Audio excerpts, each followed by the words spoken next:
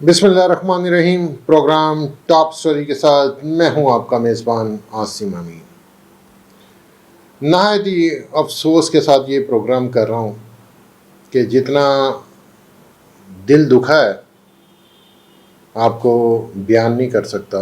मैं आज बात करना चाह रहा हूं मस्जिद अक्सा पर। मैं समझता हूं कि आज तमाम मुसलमानों को डूब मरना चाहिए, क्योंकि सैकड़ों यहूदी जो उनसे मस्जिद अक्सा में दाखिल हो गए। अस्तगफिरुल्लाह। मस्जिद अक्सा हमारे लिए वो सरज़मीन है जहाँ अल्लाह ताला ने अपने अंबिया को भेजा, जहाँ हज़रत दाऊद अलैहिस्सलाम, हज़रत सुलेमान अलैहिस्सलाम और फिर ख़ातमुन नबिय्यीन हज़रत मोहम्मद सल्लल्लाहु अलैहि वसल्लम ने अपने कदम रखे। और इस ज़मीन पर वाक़या मस्जिद अक्सा हमारे लिए वो मकाम है जहाँ इस्लाम का पहला किबला था, और ये वही मस्जिद है जहाँ से नबी पाक सल्लल्लाहु अलैहि वसल्लम मराज के सफ़र पर रवाना हुए, और जहाँ तमाम अंबिया अलैहिस्सलाम ने आपके पीछे नमाज अदा की।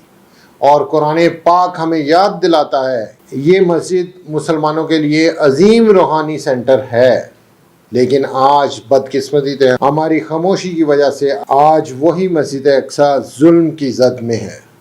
14 अप्रैल यहूदियों के ईद के 2 दिन बाद मस्जिद अक्सा में यहूदी ज़बरदस्ती घुस गए और मुसलमानों को रोका कि आप मस्जिद में दाखिल नहीं हो सकते, और यहूदियों ने मस्जिद के हाथे में अपनी रस्मात अदा करते रहे।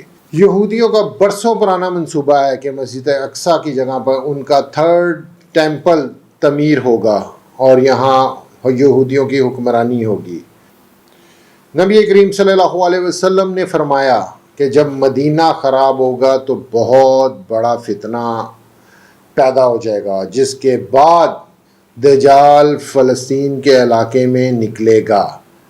हज़रत ईसा अलैहिस्सलाम का नज़ूल बैतुल मुक़द्दस में होगा और उसके बाद मस्जिद अक्सा के पास इमाम मेहदी की बैत होगी, और यहाँ से दज्जाल के ख़िलाफ़ अजीम मार्का लड़ा जाएगा। अब आते हैं मुसलमानों पर कि हमारे तमाम मुसलमान ममालिक सत्तू पी के सो रहे हैं और कुछ ममालिक सिर्फ मजहबी बयानात जारी करते हैं। क्या फ़ायदा हमारी नमाज़ों का, हमारी ज़कात का, हमारे रोज़ों का? कल अल्लाह के सामने हम क्या मुंह दिखाएंगे? ये वही मस्जिद है जिसको हज़रत उमर रज़ी अल्लाह ताला अन्हो ने बग़ैर खून बहाए फ़तह किया, और अलाउद्दीन अय्यूबी ने बरसों जंग की और उस पर फ़तह हासिल की।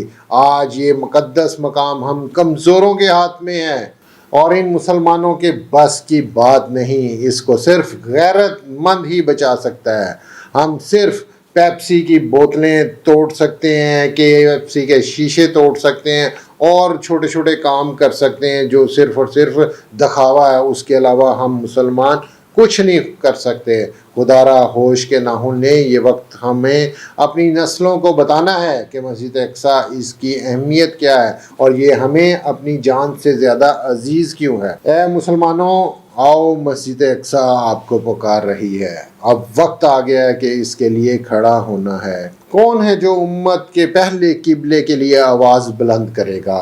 और मैं आपको बता दूं, ये अब वक्त है, और जो लोग इस टाइम सोते रहे तो वो इबरत का निशान बन जाएंगे। और इसके अलावा थोड़ी सी हम गुफ्तगू करते हैं कि हमारे बहुत सारे ऐसे मुसलमान ममालिक जो समझते हैं कि हम बहुत बड़ी सुपर पावर बन गए हैं।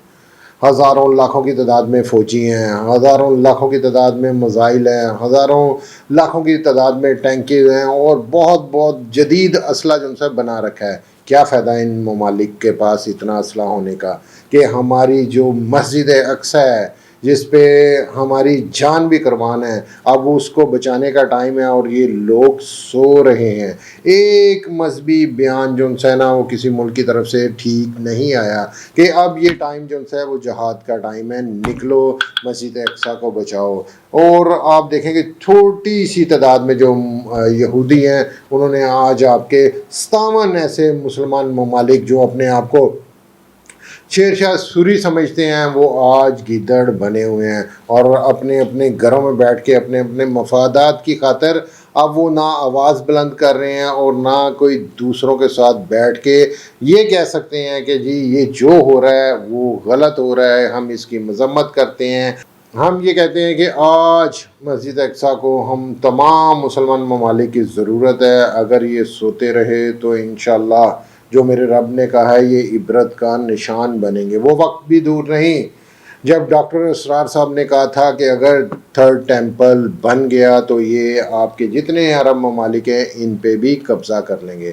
یہ تھی جی آج کی میری ٹاپ سٹوری۔ کل ایک نئے پروگرام کے ساتھ آپ کی خدمت میں حاضر ہوں گا۔ اپنے میزبان کو اجازت دیجیے، اللہ نگہبان۔